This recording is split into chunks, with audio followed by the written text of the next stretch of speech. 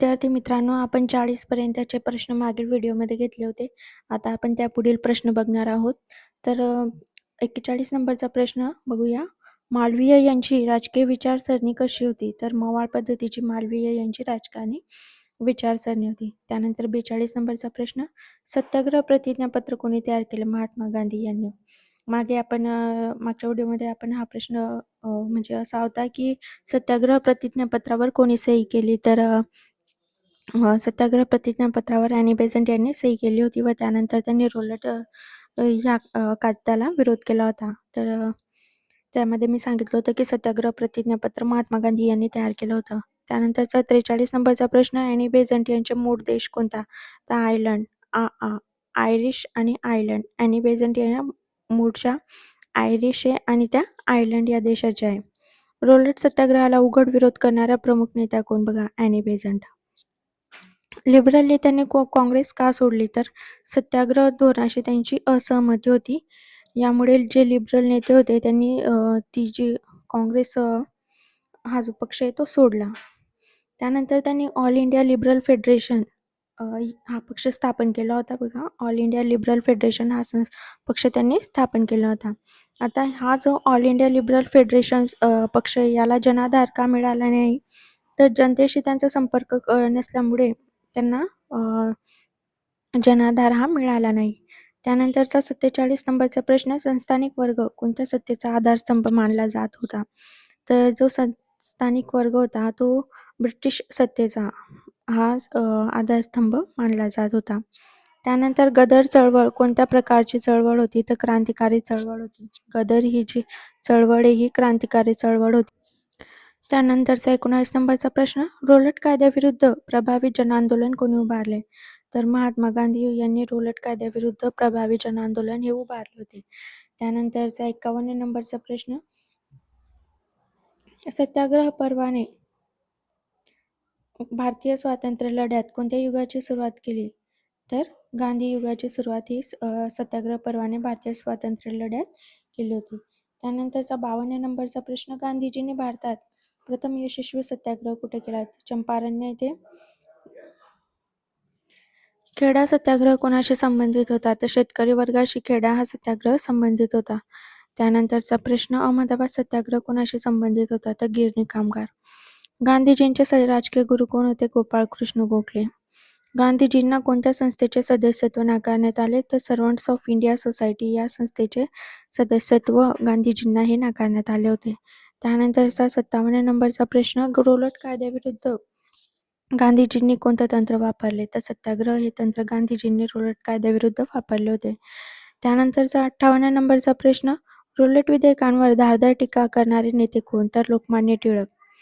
Rowlatt आंदोलनाच्या काळात लोकमान्य टिळक कुठे होते? तर इंग्लंडमध्ये होते. इंग्लंडमध्ये ते काय करत होते? तर मजूर पक्ष या पक्षाशी ते मैत्री करण्याचा प्रयत्न करत होते, परंतु मजूर पक्ष हा निवडणुकीमध्ये निवडून आला नाही. यासाठी तो मैत्रीचा प्रयत्न यशस्वी झाला नाही. त्यानंतरचा पंडित मदन मोहन मालवीय यांची राजकीय भूमिका कशी होती? तर मवाळ होती. रोलट विधेयकांना सक्त विरोध करणारे नेते कोण? मोहम्मद अली जिना.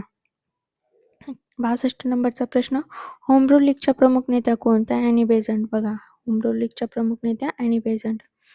63 नंबरचा प्रश्न, डायआर्की म्हणजे काय? तर द्विदल राज्यपद्धती म्हणजे डायआर्की. त्यानंतरचा 64 नंबरचा प्रश्न, काँग्रेसमधून बाहेर पडलेल्या मवाळ नेत्यांनी कोणता पक्ष स्थापन केला? तर ऑल इंडिया लिबरल फेडरेशन हा जो पक्ष आहे हा काँग्रेसमधून बाहेर पडलेल्या मवाळ नेत्यांनी स्थापन केला. आता ते काँग्रेसमधून का बाहेर पडले? तर जे सत्याग्रह होता, सत्याग्रहाला त्यांचा विरोध होता. त्यामुळे ते काँग्रेसमधून बाहेर पडले होते. तसे बरेचसे कारण होते, ते आपण पुढे बघणारच आहोत. त्यानंतरचं ऑल इंडिया लिबरल फेडरेशनमधील मराठी नेते कोण होते? तर M.R. जयकर हे ऑल इंडिया लिबरल फेडरेशनमधील मराठी नेते होते. सर्वात जण सेनापती पण एकही सैनिक नव्हता असे कोणी म्हटले? तर मोहम्मद अली जिना. तर मोहम्मद अली जिना यांनी असं विधान केलेले, पण कोणासाठी हे विधान केलेले? तर ऑल इंडिया लिबरल फेडरेशन हा जो पक्ष आहे या पक्षासाठी हे विधान त्यांनी केलेले आहे. 67 नंबरचा प्रश्न, इन्स्टिट्यूशन संस्थानिकांची संघटना कोण होती? तर चेंबर ऑफ प्रिन्सेस ही एक ब्रिटिश दार्जिनी संघटना होती व या ब्रिटिशांच्या बाजूने ही संघटना होती. त्यानंतरचा 68 नंबरचा प्रश्न, पंजाबमधील क्रांतिकारी संघटना कोणती? तर गदर पक्ष. आणि बंगालमधील क्रांतिकारी संघटना युगांतर पक्ष, गदर आणि युगांतर. त्यानंतर सत्याग्रह पर्वामुळे कोणत्या युगाची सुरुवात झाली? तर गांधी युग. त्यानंतरचा पुढील प्रश्न 71 नंबरचा, गांधीजींच्या राजकारणाचा मुख्य आधार कोणता होता? तर सत्याग्रह आणि अहिंसा हा गांधीजीच्या राजकारणाचा मुख्य आधार होता. त्यानंतरचा 72 नंबरचा प्रश्न, अहमदाबाद सत्याग्रह कोणाशी संबंधित होता? तर गिरणी कामगाराशी अहमदाबादचा सत्याग्रह होता. अहमदाबादचा सत्याग्रह कोणी केला? महात्मा गांधी यांनी. गांधीजींचे राजकीय गुरु कोण होते? तर गोपाळकृष्ण गोखले. तर ऑल इंडिया लिबरल फेडरेशन ही जी संघटना आपण बघितली, इथं या संघटनेत गोपाळकृष्ण गोखले यांचे जे अनुयायी होते ते सदस्य होते व त्यांनी गांधीजींना त्या संस्थेचे सदस्यपद नाकारले होते. रोलट कायद्याविरुद्ध गांधीजींनी कोणते आंदोलन केले? तर सत्याग्रह आंदोलन. आता या सत्याग्रह आंदोलनामुळे जे मवाळ पक्षाचे नेते होते हे काँग्रेस पक्षामधून बाहेर पडले होते व त्यांनी ऑल इंडिया लिबरल फेडरेशन हा पक्ष स्थापन केला होता. डायआर्की म्हणजे काय? तर द्विदल राज्य पद्धती म्हणजे डायआर्की. रोलट कायदा कोणत्या वर्षी संमत झाला? 1919ला रोलट कायदा हा संमत झाला. होम रूल लीगच्या प्रमुख नेत्या कोण होत्या? तर ॲनी बेझंट. त्यानंतर ऑल इंडिया लिबरल फेडरेशनची स्थापना कोणी केली? तर मवाळ नेत्यांनी.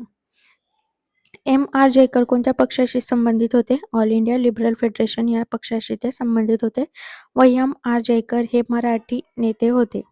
गदर पक्ष कोणत्या प्रांताशी संबंधित आहे? पंजाब. युगांतर पक्ष कोणत्या प्रांताशी संबंधित आहे? बंगाल. त्यानंतरचे पुढील प्रश्न बघूया. 82 नंबरचा प्रश्न, गांधी युगाची सुरुवात कोणत्या आंदोलनानंतर मानली जाते? तर रोलट सत्याग्रहाच्या आंदोलनानंतर गांधी युगाची सुरुवात मानली जाते. त्यानंतरचा 83 नंबरचा प्रश्न, लोकमान्य टिळक रोलट आंदोलनाच्या वेळी कुठे होते? तर इंग्लंडमध्ये. चेंबर ऑफ प्रिन्सेस कोणाशी संबंधित आहे? तर संस्थानिकांची संघटना, ब्रिटिश तर्जनी संघटना ही होती व संस्थानिकांची संघटना होती. ब्रिटिश तर्जनी म्हणजे ब्रिटिशांच्या बाजूने ती संघटना होती. रोलट कायदा कोणाच्या शिफारशीवर आधारित होता? तर रोलट समिती. त्यानंतरचा 86 नंबरचा प्रश्न, सत्याग्रह ही संकल्पना गांधीजींनी प्रथम कुठे वापरली? तर दक्षिण आफ्रिका. त्यानंतर गांधीजींनी सर्वंट्स ऑफ इंडिया सोसायटीचे सदस्य घेतले होते का? नाही, त्यांना सदस्यत्व हे नाकारण्यात आले होते. मोहम्मद अली जिना यांनी रोलट कायद्याला विरोध केला होता का? होय. त्यानंतर 89 नंबरचा प्रश्न, सत्याग्रह पर्वामुळे भारतीय स्वातंत्र्य चळवळीत कोणत्या युगाचा प्रारंभ झाला? तर गांधी युगाचा.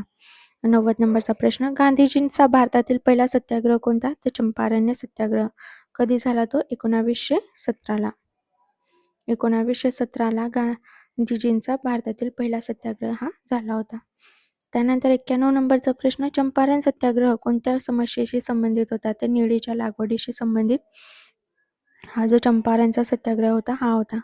खेडा सत्याग्रह कोणी केला? तर महात्मा गांधींनी. खेडा सत्याग्रह महात्मा गांधींनी केला. कधी केला? 1918ला. कोणत्या वर्गाशी संबंधित होता? तर शेतकरी वर्गाशी. त्यानंतर 1918लाच अहमदाबादचा सत्याग्रह महात्मा गांधी यांनी केला होता व तो गिरणी कामगार या वर्गाशी तो संबंधित होता. त्यानंतरचा 96 नंबरचा प्रश्न, गांधीजींचे गुरु, राजकीय गुरु गोपाळकृष्ण गोखले. गांधीजी कोणत्या संस्थेचे सदस्यत्व मागितले होते गांधीजींनी? तर सर्वंट्स ऑफ इंडिया सोसायटीचे सदस्यत्व त्यांनी मागितले होते. परंतु हे जे सर्वंट्स ऑफ इंडिया सोसायटीचे जे सदस्य होते ते मवाळ पद्धतीचे होते व त्यांनी गांधीजींना म्हणजे सदस्यत्व त्यांनी नाकारले होते. आता त्यांनी सदस्यत्व नाकारले तरी गांधीजी या संस्थेस मदत करत होते.